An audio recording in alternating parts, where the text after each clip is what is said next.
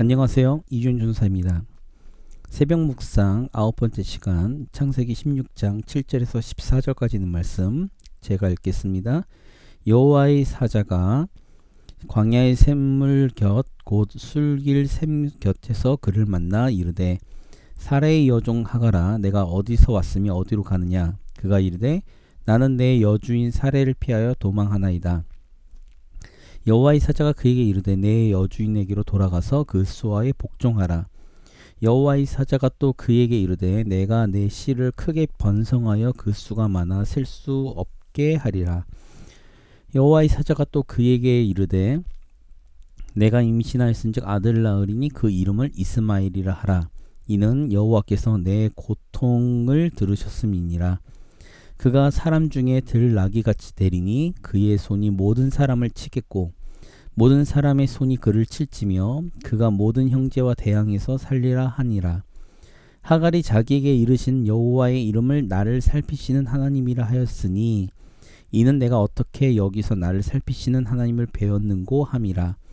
이러므로 그 샘을 부엘라 헤로이라 불렀으며 그것은 가데스와 베네 사이에 있더라. 아멘. 지금 제가 창세기 16장 1절에서 14절까지 있는 말씀을 가지고 총 3명의 인물에 대해서 살펴보고 있습니다. 첫 번째는 아브라함이었고요. 두 번째는 사레였습니다. 세 번째는 하갈인데요. 오늘 이 하갈은 우리가 잘 알다시피 애굽의 애굽 사람이었습니다. 그리고 사레의 여종이었죠. 그런데 오늘 말씀을 자세히 꼼꼼히 살펴보시면 하나님이 하갈에게 그리고 하갈이 낳은 이스마엘에게 축복하시는 말씀이 우리가 오늘 본문에서 찾아볼 수가 있습니다. 자, 이 말씀은 무엇이냐면요. 애굽 사람이었고 비록 사레의 여종이었지만 그리고 지금 사레의 학대를 피해서 도망가는 그 길에 하나님이 나타나셔서 하갈에게 말씀하시는 장면이고 약속하시는 장면이에요. 우리가 여기서 살펴볼 것이 바로 이겁니다. 뭐냐면 하나님이 하갈에게 말씀하실 때 오늘 말씀을 잘 볼까요? 오늘 말씀을 보면 하나님이 이렇게 하죠. 8절부터 보면 사레의 여종 하가라 내가 어디서 왔으며 어디로 가느냐 이렇게 물어보는 거죠. 물어봅니다. 그랬더니 하갈이 이렇게 말합니다. 그가 이르되 나는 내 여주인 사레를 피하여 도망하나이다. 그랬더니 9절에 보면 여호와의 사자가 그에게 이르되 내 여주인에게로 돌아가서 그 수하에 복종하라. 여호와의 사자가 사레의 학대를 받아서 도망친 하갈에게 다시 그 여주인에게로 돌아가라고 말씀하고 있습니다. 여주인에게로 돌아가서 뭘 하라고요? 복종하라고요. 즉 이 말은 하갈이 여종으로서 그리고 자신이 처해 있는 그 상황 속에 더군다나 그 속에 임신하고 있는 아이는 어찌됐든 간에 인간의 방법을 썼지만 아브라함의 씨인 거죠. 그래서 하나님이 하갈에게 말씀하십니다. 말씀하시는데 학대를 하고 있는 여주인인 사레에게 돌아가서 그의 말에 복종하라고 하는 거죠. 이건 말도 안 되는 이야기 아닙니까? 이거는 지금 학대를 피해서 도망가고 있는 하갈에게는 청천벽력과도 같은 말씀이에요. 도저히 이 현실 속에서 그 하나님이 더군다나 내가 믿고 있는 하나님이 아니잖아요. 애굽 사람이기 때문에 하나님을 믿었다라고 볼 수는 없습니다. 그럼에도 불구하고 그 하갈에게 하나님이 말씀하셨어요. 그러면서 약속하시는 게 이거죠. 그러면서 10절에 보면 또 그에게 이르되 내가 내 씨를 크게 번성하여 그 수가 많아 셀 수 없게 하리라.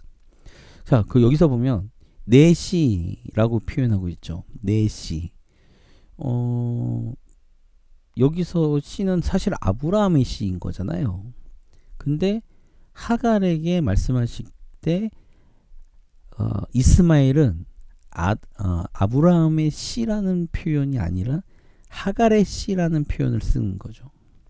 그래서 내 씨를 번성케 해주겠다. 그러면서 하나님이 그 11절에 보면 내가 임신하였은즉 아들 낳으리니 그 이름을 이스마엘이라 하라. 이런 표현이 굉장히 많이 나오죠. 이삭을 낳을 때도 하나님이 이렇게 말씀하십니다. 임신하였은즉 아들 낳으리니 그 이름을 이삭이라 해라. 이 비슷한 표현이 어디 나오죠? 뒤에 나오죠. 예수님이 탄생하셨을 때도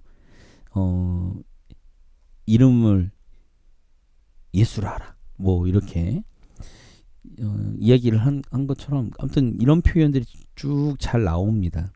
어쨌든 하나님이 말씀하셨다는 것이 키포인트죠. 하나님이 말씀하시고 하나님이 이름을 지어주셨어요. 근데 그 이름의 뜻이 이거예요. 되게 재밌습니다.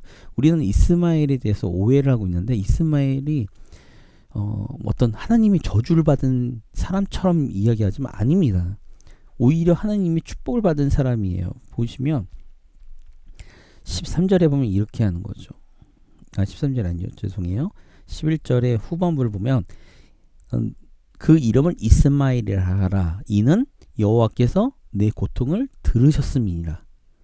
즉 하갈의 고통을 하나님이 들으셨다라는, 그래서 그 들으심에 하나님이 반응을 하셨다는 그 의미에서 아들의 이름을 이스마엘이라 하라고 하나님이 지어주시는 겁니다. 즉 이스마엘이라는 뜻은 여호와께서 내 고통을 들으셨다라는 뜻이거든요. 근데 어떻게 이스마엘이 하나님이 저주를 받은 사람이 될 수 있을까요? 저는 도저히 이해할 수가 없습니다. 여기서의 핵심은 이거죠. 뭐냐면 하나님이 하갈에게 사실 말도 안 되는 그 학대를 피해서 도망간 하갈에게 다시 그 학대받는 자리로 다시 돌아가라는 거예요. 그러면서 사레에게 복종하라는 거죠.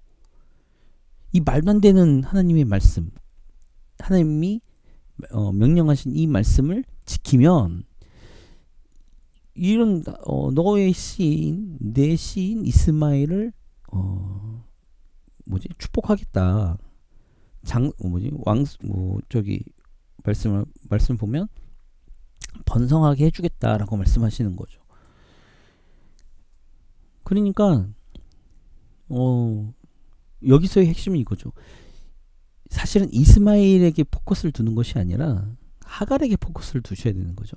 하갈에게 말씀하신 것을 하갈이 순종했다고 보면 나중에 이렇게 쭉 보면요. 돌아갑니다. 그걸 어떻게 할 수 있죠? 15절에 보니까 하갈이 아브라함의 아들 낳음에 아브라함이 하갈이 낳은 그 아들을 이름하여 이스마엘이라 하였더라 라고 하고 아브라함에게 이스마엘이 낳았을 때 아브라함이 86세가 되고 그 이후에 할례를 취하죠. 제가 이제 오늘 하고 싶은 이야기는 하나님은 오히려 어떤 이스라엘 백성이냐 아브라함의 자손이냐 아니냐 이방인이냐 이런 걸 따지는 분이 아니라는 거죠. 오히려 하나님은 하나님의 말씀에 순종하는 사람, 하나님의 말씀을 따르는 사람, 하나님의 말씀에 자신의 모든 것을 내던지는 사람, 그 사람을 하나님은 믿음의 사람으로 보신다는 거죠. 오늘 이 하갈에게 약속하시고 이스마엘을 낳게 하시고 이스마엘에게 축복하시는 그 장면 자체가 하나님이 그런 분이시라는 것을 반증해주는 사건입니다. 그러면서 이제 하나님을 만난 그 셈의 이름을 브엘라 헤로이라고 하죠. 그것은 나를 살피시는 하나님을 배웠다라는 거예요. 그래서 하갈이 하나님을 향한 믿음의 여정을 걷기 시작했다라고 제 개인적으로 판단하고 있습니다. 오늘 우리가 이제 살펴봐야 될 건 이거예요. 우리가 얼만큼 신앙생활을 했는가, 우리가 어떤 환경에서 자랐는가가 중요한 것이 아니라 우리가 하나님의 말씀에 순종하는가. 그 말씀이 비록 하갈에게 오늘 말씀하신 것처럼 너의 자리로 돌아가서, 너의 그 고통에 있는 자리에 돌아가서 돌아가서 그 일들을 행하라. 그러나 지금부터는 내가 너와 함께하겠다 라는 말씀이죠. 그래서 하갈이 여호와의 이름을 나를 살피시는 하나님이라고 표현하는 거잖아요. 그 음성을 들었고 그 약속을 받았기 때문에 하갈이 다시 그 학대하는 사례의 밑으로 다시 돌아가는 겁니다. 그리고는 하나님의 말씀대로 복종했겠죠. 그러니까 나중에 다시 이게 하갈과 이스마엘이 쫓겨나잖아요.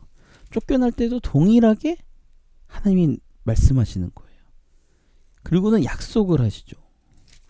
약속을 하시기 때문에 그 약속이 똑같이 지금 오늘 본문의 말씀과 비슷한 약속을 하십니다. 거의 비슷한 말씀을 하시고 약속을 하시죠.